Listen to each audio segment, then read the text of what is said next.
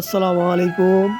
অনেক দিন পরে আমার বন্ধু, নেপালি বন্ধু আর ইন্ডিয়ান বন্ধুকে নিয়ে আমরা গেলাম ছাগল মার্কেট। দেখেন অনেক, এমন তো ছাগল নাই বাট বেড়া, দেখেন অনেক বেড়া। মানে আমি ফার্স্টে আসলাম তাদের সাথে, দেখার পরে ভালোই লাগলো। আছে কিছু কিছু ছাগলও আছে, দেখেন লাল লাল ছাগল আছে কিছু, মানে কম, বেশি বেড়া।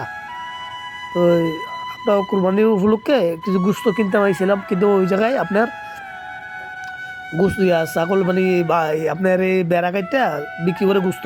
তো কপাল খারাপ, পাই নাই। কারণ এই ড্রাইভার, সেই ড্রাইভার আমার বন্ধু বলতে नहीं दिया हम नहीं बोला। ও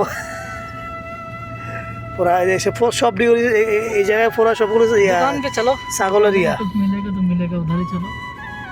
लेगा 1 किलो ले। শেষ, ছাগলের মার্কেট শেষ। এখন যাইতেছি গিয়ে আস্তে আস্তে সামনে যাবো গা।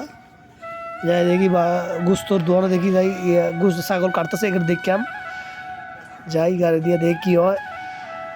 তো खा लेते हैं। রাত को बनाएगा? हाँ रात को।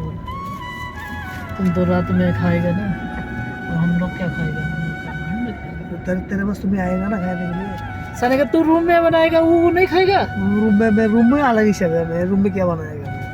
दिनानाथ मासुद तुम्हारा और खिला मैं रहा हूँ। অবশেষে চলে আসলাম সেই কসাইখানা, যে এখানে ছাগল জব করে সব কাটে। সৌদিরা পুরো আস্তে আস্তে ছাগল এখান থেকে নিয়ে যায়। এই যে সবগুলো দেখেন ছাগল কাটতেছে, সব আমরা বাঙালি।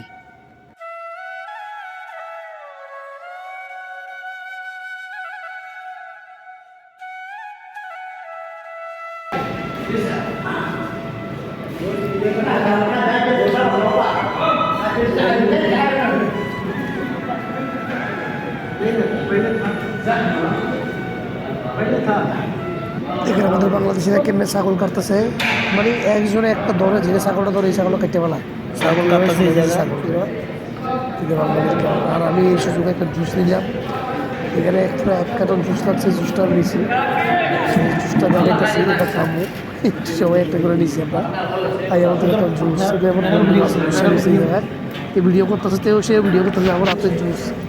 এই যে আমি জুসটা হাতে নিলাম, এখন খাবো। কেমন হয় দেখতে কালটা।